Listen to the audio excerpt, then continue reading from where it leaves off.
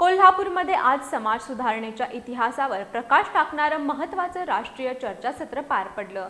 महात्मा ज्योतिराव फुले यांच्या द्विशताब्दी वर्षानिमित्त आणि महर्षी विठ्ठल रामजी शिंदे यांच्या जयंतीनिमित्त आयोजित या चर्चासत्रात ज्येष्ठ साहित्यिक डॉक्टर राजन गवस यांनी दोन्ही विचारवंतांच्या कार्यकर्त्यातील सलग परंपरेवर भाष्य केलं।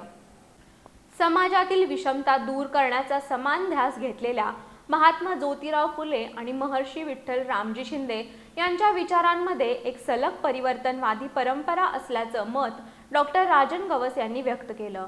शिवाजी विद्यापीठात आयोजित या राष्ट्रीय चर्चासत्रात त्यांनी सांगितलं की फुले यांनी जाती व्यवस्था आणि अंधश्रद्धावर थेट प्रहार करत सत्य धर्म मांडला, तर शिंदे यांनी अध्यात्म आणि सामाजिक सुधारणा यांचा समन्वय साधत समाजकार्याचा मार्ग स्वीकारला।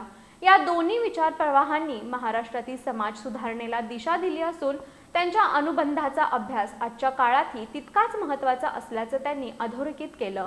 यावेळी प्राध्यापक सुशील धसकटे यांनीही फुले आणि शिंदे यांच्या कार्यातील परस्पर संबंध उलगडत सामाजिक परिवर्तनासाठी त्यांच्या संस्थात्मक प्रयत्नांचं महत्त्व विशद केलं।